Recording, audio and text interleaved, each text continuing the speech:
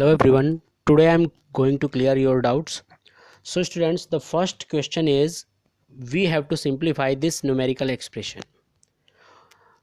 तो सबसे पहले हम देर किए बिना स्टार्ट कर देते हैं न्यूमेरिकल एक्सप्रेशन को इसे कैसे सोल्व करेंगे। तो स्टूडेंट्स, मैंने आपको बताया था कि हम बोर्ड मास रूल यूज़ करते हैं जब हम किसी न्यूमेरिकल एक्सप्रेशन को सोल्व करते हैं। बोर्ड मास में बी जो स्टैंड कर रहे हैं सभी के सभी लेटर्स जो हैं, बी किसके लिए है, बी ब्रैकेट्स के लिए है, ओ ऑफ के लिए है, डी डिवीज़न के लिए, एम मल्टीप्लिकेशन के लिए, ए एडिशन के लिए और एस सब्ट्रैक्शन के लिए है। ओके तो ब्रैकेट्स में भी एक जो सीक्वेंस होती है सोल्व करने की, ओपन करने की, तो सबसे पहले हम किसे ओपन करते हैं, सबसे पहले हम इस ब्रैकेट को ओपन करते हैं, इसे हम लाइन ब्रैकेट या विनकुलम भी बोलते हैं। ओके देन ये कॉमन ब्रैकेट हम सोल्व करते हैं, उसके बाद ये करली ब्रैकेट हम सोल्व करते हैं। करली ब्रैकेट आपने देखा होगा, ये ब्रेसेस भी बोलते हैं। उसके बाद हम ये बिग ब्रैकेट या रेक्टेंगुलर ब्रैकेट इसे बोलते हैं, इसे सोल्व करते हैं, इसे ओपन करते हैं। तो स्टूडेंट्स, सबसे पहले हम ये जो क्वेश्चन है हमारे पास, पहला डाउट जो हमारे पास है, इसे सोल्व करेंगे, इसे समझेंगे कैसे इसे सिंप्लीफाई हम कर सकते हैं। तो सबसे पहले स्टूडेंट्स, मैंने आप लोगों को बताया सबसे पहले ब्रैकेट सोल्व करते हैं, तो इसमें हम सबसे पहले ब्रैकेट सोल्व करेंगे और ब्रैकेट में भी विनकुलम तो हमारे पास इस क्वेश्चन में है नहीं। सबसे पहले हम सोल्व करने वाले हैं कॉमन ब्रैकेट को। तो ये कॉमन ब्रैकेट, इसके अंदर का पार्ट हमें सोल्व करना है। मेरी बात ध्यान से सुन लीजिए, हमें सबसे पहले इस कॉमन ब्रैकेट के अंदर के पार्ट को सोल्व करना है। जब इसके अंदर सिंगल डिजिट बच जाएगी तो ये अपने आप ही रिमूव हो जाएगा। ओके जब किसी ब्रैकेट के अंदर सिंगल डिजिट बच जाती है तो वो अपने आप ही रिमूव हो जाता है। ओके तो यहाँ पे आपको याद रखना है, यहाँ पे हमें बाकी सबको एज इट इज़ लिखना है, जो भी है एज दे आर हम लिखेंगे। तो सबसे पहले यहाँ पे आप लोग देख लीजिए, ये ब्रैकेट जो है कॉमन ब्रैकेट, ये सोल्व करना है तो इसके अंदर का पार्ट सोल्व करना पड़ेगा। और अंदर का पार्ट सोल्व करने के लिए भी हमें क्या यूज़ करना होगा, बोर्ड मास रूल ही यूज़ करना होगा। अभी फ़िलहाल ब्रैकेट तो हम सोल्व कर ही रहे हैं, तो उसके अंदर जो पार्ट बचा है बाकी वो सोल्व करेंगे। तो उसके अकॉर्डिंग यहाँ पे दो चीज़ें हैं, डिवीज़न और सब्ट्रैक्शन। तो पहले डिवीज़न होता है कि सब्ट्रैक्शन, तो आप लोग देखिए पहले क्या होता है, डिवीज़न। तो पहले हम डिवाइड करेंगे, 8 को 4 से डिवाइड करेंगे तो हमारे पास कितना आएगा, 2। 8 को डिवाइड करेंगे 4 से तो हमारे पास आया 2, देन -1 हमारे पास ये बच गया। ठीक है, ओके नाउ -11 -6 -3 -5 एंड 2 -1 हमारे पास कितना हो जाएगा। आप सब्ट्रैक्शन करना है क्योंकि अब तो दो ही यहाँ पे डिजिट बची हैं, दो ही नंबर बचे हैं हमारे पास। तो जब 1 को 2 से सब्ट्रैक्ट करेंगे तो हमारा रिजल्ट आएगा 1। ओके तो स्टूडेंट्स, हमारे पास ये अब बच जाता है। ठीक है, मैंने आप लोगों को क्या बताया था अभी, मैंने बताया था कि जब भी कभी हमारे पास सिंगल डिजिट बच जाए ब्रैकेट के अंदर तो हम ब्रैकेट को रिमूव कर सकते हैं, ब्रैकेट को ओपन कर सकते हैं। तो अब हमारा कॉमन ब्रैकेट हो जाता है ओपन, यानी कि ये ब्रैकेट अब नहीं रहेगा, ये रिमूव कर देंगे हम कॉमन ब्रैकेट, तो हमारे पास 1 बाहर आ जाएगा। लेकिन 1 और 5 का करना क्या है, तो यहाँ पे अगर कोई साइन आपको नहीं दिखाई देता तो आप लोग सोच लीजिए हम यहाँ पे मल्टीप्लाई करना है, यानी 5 और 1 को मल्टीप्लाई कर देंगे तो 5 1 जा 5 हो जाएगा हमारे पास। ओके नाउ अब हमने कॉमन ब्रैकेट को तो ओपन कर दिया, उसे तो रिमूव कर दिया। अब हमें ये जो करली ब्रैकेट है इसे और सोल्व करना है, इसे और रिमूव करना है। तो कैसे रिमूव करेंगे, वही इसके अंदर जो भी हमारे पास नंबर्स हैं उन्हें सोल्व करेंगे। तो स्टूडेंट्स आप लोग देखिए 3 -5 है, 3 -5, 3 के आगे कोई साइन नहीं है तो प्लस माना जाता है, 5 के आगे यहाँ पे माइनस का साइन है, तो 2 नंबर हमारे पास यहाँ पे हैं। तो स्टूडेंट्स आप लोग ध्यान से समझिएगा कि जब भी कभी हम यहाँ पे माइनस करते हैं तो माइनस तो बड़े डिजिट में से, बड़े नंबर में से छोटा नंबर ही होता है। ठीक है, लेकिन साइन उसके आगे वो लगता है जो बड़े नंबर के आगे हो। तो यानी कि सब्ट्रैक्ट तो 3 होगा, यानी 3 -5 हम कर रहे हैं तो हमारा रिजल्ट आएगा 2। एक पॉजिटिव एक नेगेटिव, तो रिजल्ट आएगा यहाँ पे 2, सब्ट्रैक्ट ही करना है। लेकिन ये प्लस का 2 होगा या -2 होगा।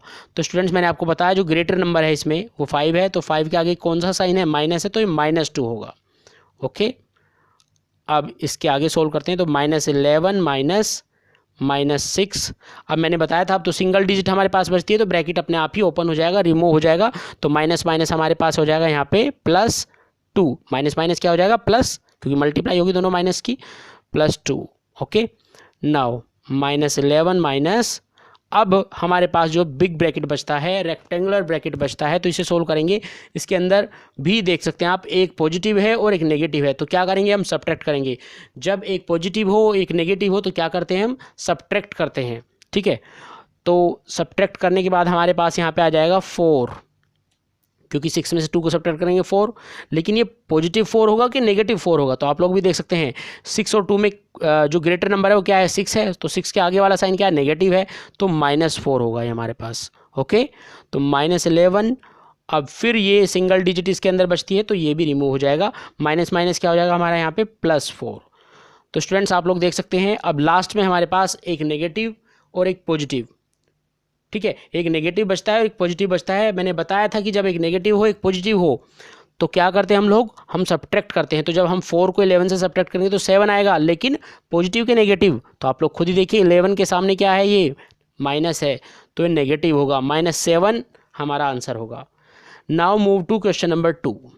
अब सेकंड क्वेश्चन को देखते हैं। यहाँ पे ये हमें दिया गया है 14 डिवाइडेड बाई 3 ऑफ 2 - 3 + 4 - 9 5 - 3। ओके, तो यहाँ पे भी हम बोर्ड मास रूल का ही यूज करेंगे। और बोर्ड मास में सबसे पहले ब्रैकेट को सोल्व करते हैं, ब्रैकेट को ओपन करते हैं, और ब्रैकेट हमारे पास सिंगल एक ही है, मतलब हमारे पास कॉमन ब्रैकेट है, इसे ही हमें ओपन करना है। बाकी सभी रूल्स हम लगाएंगे। यहाँ पे देखिए 14 डिवाइडेड बाई, अब जो ब्रैकेट के अंदर का पार्ट है सबसे पहले उसे सोल्व करेंगे, ये चीज़ आप लोगों को याद रखनी है, क्योंकि बोर्ड मास के अकॉर्डिंग सबसे पहले ब्रैकेट को ओपन किया जाता है, तो सबसे पहले ब्रैकेट के अंदर के पार्ट को सोल्व करना जरूरी है, क्योंकि अगर ब्रैकेट के अंदर के पार्ट को सोल्व करेंगे तभी तो हमारा ब्रैकेट ओपन हो पाएगा। जब मतलब जो भी इसके अंदर पार्ट है इसे सोल्व कर लेंगे तो सिंगल डिजिट बचेगी, और जो सिंगल डिजिट बचेगी, तो मैंने बताया था जब सिंगल डिजिट बचती है तो हमारा ब्रैकेट अपने आप ही रिमूव हो जाता है, ओपन हो जाता है। तो यहाँ पे किसी भी तरह से इसे सोल्व करके हमें सिंगल डिजिट बनानी है। और इसमें भी हमें क्या यूज करना होगा, इसके जो ब्रैकेट के अंदर पूरा पार्ट है इसमें भी क्या यूज करना होगा, बोर्ड मास रूल का यूज करना होगा। तो देखिए उसके अकॉर्डिंग 3 ऑफ को हम किस में बदल देंगे, मल्टीप्लाई में बदल देंगे। देन 2 - 3 + 4, ऑफ को हमेशा मल्टीप्लाई में बदलते हैं, -9 5 - 3। देन स्टूडेंट्स 14 डिवाइडेड बाई, अब देखिए मैंने बताया था पहले ऑफ सोल्व करते हैं यहाँ पे, तो ऑफ 3 × 2 = 6 माइनस, यहाँ पे हमारे पास क्या है 3, देन +4, ये हमारे पास 3 हो गया है, +4 ब्रैकेट यहाँ पे क्लोज, -9, और यहाँ पे हम डायरेक्ट ही 5 में से 3 सब्ट्रैक्ट करेंगे तो कितना हो जाएगा 2। तो ये हुआ हमारे पास 14 डिवाइडेड बाई, अब देखिए बोर्ड मास के अकॉर्डिंग पहले सब्ट्रैक्ट करते हैं कि प्लस करते हैं, तो पहले प्लस करेंगे, तो पहले एडिशन करते हैं, सब्ट्रैक्ट बाद में करते हैं। तो एडिशन भी किनका होगा, दोनों पॉजिटिव्स का होगा एडिशन। तो ये भी हमारा पॉजिटिव है, ये भी हमारा पॉजिटिव है, तो इन दोनों को ऐड करेंगे, ठीक है। ना कि ऐसा मत कर दीजिएगा कभी 3 + 4 ऐड कर दो और फिर 6 में से उसे माइनस करो, ऐसा नहीं होता है। देखिए कभी भी नेगेटिव नंबर, नेगेटिव जो भी हमारे पास है वो कभी भी पॉजिटिव में इस तरह से ऐड नहीं हो सकता है। हम देखिए इसके आगे कोई साइन नहीं है तो प्लस मानते हैं हम अपने पास से, मैं बता रहा हूँ आप लोगों को, और इसके आगे प्लस साइन है तो दोनों ये पॉजिटिव है, तो ऐड इन दोनों को करेंगे। 6 + 4 हमारे पास हो जाएगा 10, बचेगा हमारे पास -3। देन माइनस, देखिए यहाँ पे आप लोग देखते हैं कि यहाँ पे हमारे पास ये बचती है क्या, सिंगल डिजिट बच रही है, तो जो ब्रैकेट है अपने आप ही ओपन हो जाएगा। एंड 9 और 2 को हम कर देंगे मल्टीप्लाई, तो 9 × 2 = 18। Okay, now 14 divided by, now if we subtract 3 from 10 then the result is 7। हमारे पास क्या बचता है 7 -18। अब स्टूडेंट्स मैंने बताया था यहाँ पे सिंगल डिजिट बचती है तो ये ब्रैकेट अपने आप ही रिमूव हो जाएगा, -18। अब हमारे पास जो ये लास्ट में न्यूमेरिकल एक्सप्रेशन बची, इसमें बस एक डिवाइड करना है, एक माइनस करना है। तो इन दोनों के अकॉर्डिंग पहले बोर्ड मास के अकॉर्डिंग इनमें से क्या करेंगे, पहले डिवाइड करेंगे, सब्ट्रैक्शन बाद का काम है। तो अगर हम 14 को 7 से डिवाइड करते हैं then the result is 2 and then -18। अब माइनस करेंगे, तो स्टूडेंट्स यहाँ पे आप लोग देख सकते हैं ये तो पॉजिटिव है क्योंकि इसके आगे कोई साइन नहीं है तो प्लस माना जाएगा, और 18 के आगे माइनस साइन है, तो एक पॉजिटिव एक नेगेटिव है। तो हम क्या करेंगे, हमारा रिजल्ट जो है क्या होगा, सब्ट्रैक्शन तो होगा ही होगा, यहाँ पे सब्ट्रैक्शन होगा, यानी 18 में से 2 को सब्ट्रैक्ट करेंगे तो 16 आएगा, लेकिन इसके आगे साइन कौन सा लगाएं, तो जो ग्रेटर नंबर के आगे वाला साइन है यानी -16 हमारा आंसर यहाँ पे होगा। Okay, I hope you have understood. अब चलते हैं प्रॉब्लम नंबर 3 की तरफ। तो ये हमारा थर्ड क्वेश्चन जो है ये है हमारा, a certain freezing process requires that room temperature be lowered from 32 degree Celsius at the rate of 5 degree Celsius every hour. What will be the room temperature 8 hours after freezing process begins? मेरी बात ध्यान से सुनिएगा, ये जो doubt है मैं आपका क्लियर कर रहा हूँ, और अब मेरी बात ध्यान से सुनेंगे तो बहुत ज़्यादा क्लियर हो जाएगा, सब कुछ क्लियर हो जाएगा इसमें। देखिए, एक जो है रूम है ना, तो उस रूम का टेम्परेचर जो है वो 32 डिग्री सेल्सियस से घटना शुरू होता है, कम होना शुरू होता है, ठीक है। तो वो घट कैसे रहा है टेम्परेचर? हर घंटे में वो 5 डिग्री सेल्सियस घट रहा है, कम हो रहा है, हर घंटे में वो 5 डिग्री सेल्सियस कम हो रहा है, ठीक है, 5 डिग्री सेल्सियस एवरी आवर, ठीक है। तो हर घंटे में 5 डिग्री सेल्सियस कम हो रहा है, और वो घटा कितने टाइम तक? 8 घंटे तक, 8 आवर्स तक। 32 डिग्री सेल्सियस हमारे रूम का टेम्परेचर है, और 5 डिग्री सेल्सियस पर आवर वो कम हो रहा है, और 8 आवर्स तक वो कम होता है। तो कितना रूम का टेम्परेचर बाद में हो जाएगा? तो मेरी बात ध्यान से सुनिएगा, यहाँ पे जब रूम का temperature 5 degree Celsius per hour घट रहा है, माइनस हो रहा है, तो आप देखिए जब 1 आवर में इतना है तो 8 आवर्स में कितना कम होगा भाई? 5 degree Celsius per hour minus हो रहा है, तो 8 आवर्स में कितना कम होगा? तो देखिए, पहले 32 डिग्री सेल्सियस था, फिर हमें माइनस करना होगा 5 डिग्री सेल्सियस, और वो भी कितने टाइम तक? 8 आवर्स तक देखना है हमें। तो यहाँ पे भी हम बोर्डमास रूल का यूज करेंगे। पहले क्या करेंगे? पहले मल्टीप्लाई करेंगे, ना कि माइनस। तो 32 माइनस 5 8 जा 40। अगर हम 32 में से 40 को सब्ट्रैक्ट करें तो एक पॉजिटिव एक नेगेटिव है। मैंने आप लोगों को बताया था कि हमारा रिजल्ट जो है, मतलब सब्ट्रैक्ट तो होगा लेकिन रिजल्ट हमारा क्या आएगा? नेगेटिव आएगा, क्योंकि बड़ा नंबर यहाँ पे, ग्रेटर नंबर हमारा जो है नेगेटिव है। तो -8 हमारा आंसर आया, यानी लास्ट में जो टेम्परेचर रहेगा 8 आवर्स के बाद जो टेम्परेचर रहेगा वो -8 डिग्री सेल्सियस होगा। Clear? Now question number 4 is, in a class test containing 10 questions, 5 marks are awarded for every correct answer and 2 marks are deducted for every incorrect answer and 0 for questions not attempted। यानी कि आप लोग यहाँ पे एक चीज़ समझ लीजिए, एक हमारे पास टेस्ट है, उस टेस्ट में पूरे 10 क्वेश्चंस हैं, ठीक है। अब सही क्वेश्चन का आंसर दोगे तो 5 मार्क्स मिलेंगे, क्वेश्चन का गलत आंसर दोगे तो 2 मार्क्स डिडक्ट हो जाएंगे, कट हो जाएंगे, और 0 मार्क्स मिलेंगे अगर आप कोई किसी क्वेश्चन का आंसर नहीं देते हो। यानी अगर सही दोगे तो 5 मिलेंगे, गलत दोगे 2 कट हो जाएंगे, माइनस हो जाएंगे 2, और 0 तब मिलेंगे जब आप अटेम्प्ट करते ही नहीं है क्वेश्चन, ठीक है। तो सबसे पहली कंडीशन क्या होती है रोहित के लिए? पहले रोहित के मार्क्स हमें यहाँ पे देखने हैं। Rohit gets 4 correct and 6 incorrect answers. Rohit के 4 आंसर्स करेक्ट होते हैं और 6 इनकरेक्ट होते हैं। तो व्हाट इज हिज स्कोर? उसका क्या स्कोर होगा?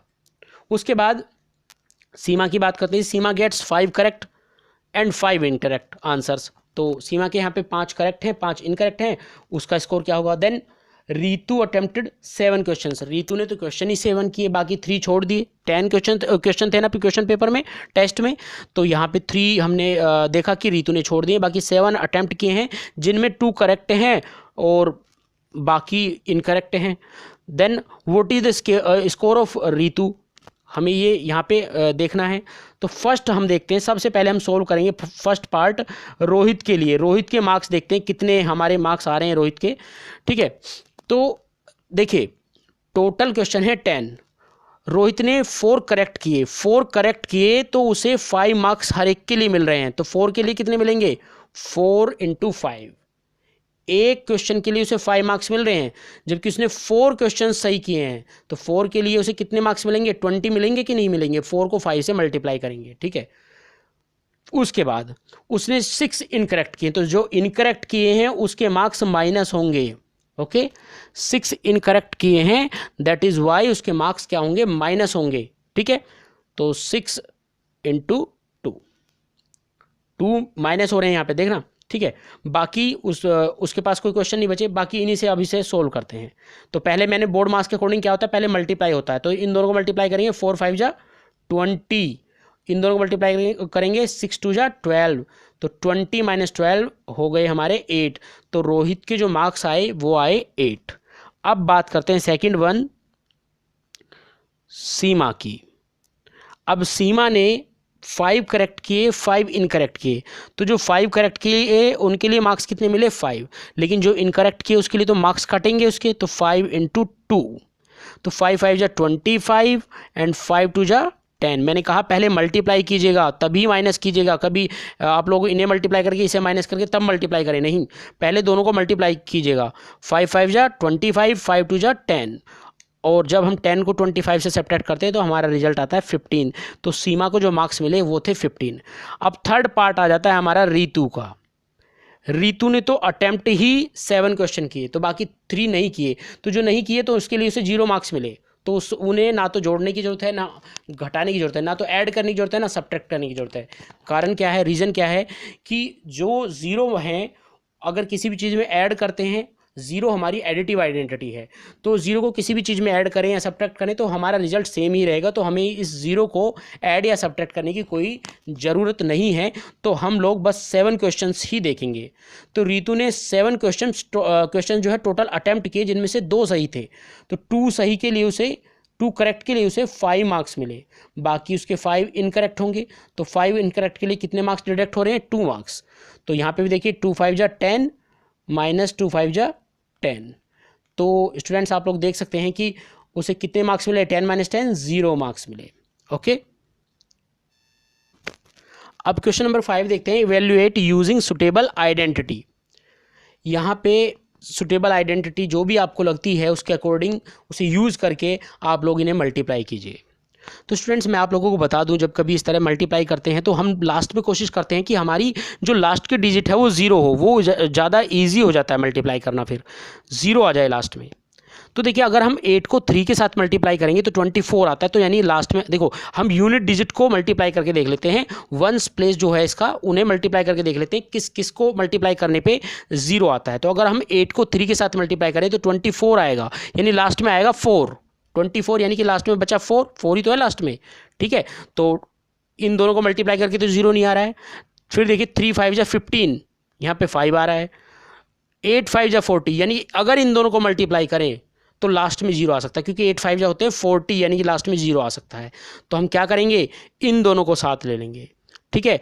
यानी कि हम यहाँ पे इन दोनों को साथ लेने के लिए क्या करेंगे, यहाँ पे मैंने आप लोगों को मल्टीप्लिकेशन के लिए एक प्रॉपर्टी बताई थी, और वो क्या थी, वो थी कोम्यूटेटिव प्रॉपर्टी, ठीक है। तो कोम्यूटेटिव प्रॉपर्टी क्या कहती है कि अगर हम इनका ऑर्डर चेंज कर दें मल्टीप्लिकेशन का तो भी कोई फ़र्क नहीं पड़ता, तो भी हमारा ये रिजल्ट सेम ही रहता है। तो -125 को हमने पहले लिख दिया है और 53 को हमने बाद में लिख दिया है, ठीक है। तो भी हम पे मतलब हमारे इस क्वेश्चन पे कोई फ़र्क नहीं पड़ने वाला, क्योंकि ये क्या है हमारी, ये है हमारी कोम्यूटेटिव प्रॉपर्टी ऑफ मल्टीप्लिकेशन, ये हमारी कोम्यूटेटिव प्रॉपर्टी है ऑफ मल्टीप्लिकेशन, ठीक है। अब हम क्या करेंगे, इन दोनों को पहले मल्टीप्लाई करेंगे। तो जब इन दोनों को मल्टीप्लाई करेंगे तो हमारा ये आ जाएगा, देखिए एक पॉजिटिव है एक नेगेटिव है, तो जब इस तरह की कंडीशन आए, एक पॉजिटिव हो एक नेगेटिव हो, तो रिजल्ट हमारा हमेशा नेगेटिव ही होता है। तो मल्टीप्लाई करने के बाद इन दोनों को हमारा आ जाता है 1000। हमारे पास यहाँ पर क्या बचता है 53। तो जब हम इन दोनों को मल्टीप्लाई करेंगे तो हमारा रिजल्ट होगा -53,000। Okay students, then the answer is -53,000। Okay, now question number second part. अभी यहाँ पे इसे भी इवेल्युएट करना है हमें, तो यहाँ पे आप लोग एक चीज़ देखिएगा। देखिए वैसे तो हम यहाँ पे डिस्ट्रीब्यूटिव लॉ यूज़ करेंगे, ओवर एडिशन वो भी कर सकते हैं, लेकिन आप लोग यहाँ पे एक चीज़ देख लीजिए, इन दोनों को हम साथ में मल्टीप्लाई कर रहे हैं, इन दोनों को हम साथ में मल्टीप्लाई कर रहे हैं, तो हमारे पास ये 2 टर्म्स हैं, क्योंकि बोर्ड मास रूल के अकॉर्डिंग पहले हम मल्टीप्लाई करते हैं। तो हमारे पास यहाँ पे 2 टर्म्स हैं, तो दोनों टर्म्स में कुछ चीज़ आपको कॉमन दिखाई दे रही होगी, यानी -48 इधर भी है, -48 इधर भी है, तो हम -48 को कॉमन ले लेते हैं यहाँ पे।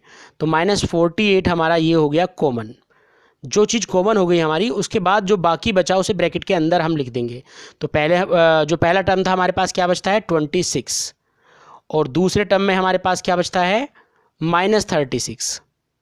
ओके, पहले टर्म में हमारे पास बचता है 26 और दूसरे टर्म में हमारे पास बचता है -36। सो स्टूडेंट्स, -48 जब हम देखते हैं एक पॉजिटिव एक नेगेटिव है तो सब्ट्रैक्ट ही करेंगे, रिजल्ट हमारा क्या होगा, नेगेटिव होगा, क्योंकि यहाँ पे ग्रेटर नंबर हमारा नेगेटिव है, तो ये हो जाएगा हमारा -10। ठीक है, बीच में इनके कोई साइन नहीं है तो इसे मल्टीप्लाई माना जाता है, यहाँ पे मल्टीप्लाई करेंगे, बोथ आर नेगेटिव, दोनों नेगेटिव है, तो minus will be cancel out by minus. ठीक है, और 48 को जब 10 के साथ मल्टीप्लाई करेंगे तो 480 हमारा आंसर आ जाएगा। Okay, now next one. अब यहाँ पे भी एक आइडेंटिटी यूज़ करके इसे भी हम सोल्व करते हैं, -47 इंटू 102। लेकिन अगर इसमें कौन सी आइडेंटिटी यूज़ करें, प्रॉब्लम ये है। तो हम लोग जब इस तरह का देखते हैं कि दो हमारे पास हैं और दोनों को हमें मल्टीप्लाई करना है, तो हम लोग क्या करते हैं कि जो 100 के आसपास है, 500 के आसपास है, 50 के आसपास है, उन्हें क्या कर लेते हैं, स्प्लिट कर लेते हैं नंबर्स को। तो यहाँ पे वैसे तो ये भी 50 के आसपास है, लेकिन हम फिलहाल इस नंबर को स्प्लिट करेंगे, 102 को हम स्प्लिट करेंगे 100 + 2 में। मैंने बताया 100 के आसपास है, तो अगर ये माइनस में होता तो माइनस करते, लेकिन यहाँ पे प्लस में इसे कर लेंगे 100 + 2 में। तो यहाँ पे हम डिस्ट्रीब्यूटिव लॉ यूज़ कर सकते हैं। डिस्ट्रीब्यूटिव लॉ क्या बोलता है हमारा, अगर a × b + c है तो हम इसे ऐसे लिख सकते हैं a × b + a × c। ठीक है, यानी a को एक बार b के साथ मल्टीप्लाई कर सकते हैं, a को एक बार c के साथ मल्टीप्लाई कर सकते हैं और दोनों को ऐड कर देंगे। तो यहाँ पे -47 को पहले 100 के साथ मल्टीप्लाई करेंगे, देन -47 को हम 2 के साथ मल्टीप्लाई करेंगे। देखिए, पहले 100 के साथ, फिर इस बाहर वाले को 2 के साथ, और जब इन्हें सोल्व कर लेंगे उसके बाद हम दोनों को ऐड कर देंगे। तो जब -47 को हम 100 के साथ मल्टीप्लाई करते हैं, देन द रिजल्ट इज़ -4700। और जब -47 को 2 के साथ मल्टीप्लाई करते हैं, देन द रिजल्ट इज़ -94। अब दोनों नेगेटिव है, मैंने कहा दोनों नेगेटिव, तो माइनस कॉमन ले लेंगे, हम माइनस कॉमन ले लेंगे तो प्लस बचेगा अंदर, तो दोनों ऐड हो जाएंगे, ऐड होने के बाद हमारा रिजल्ट आ जाएगा -4794। So students, I hope you have understood everything. Still you are facing any problem, you can ask me. Okay, thank you.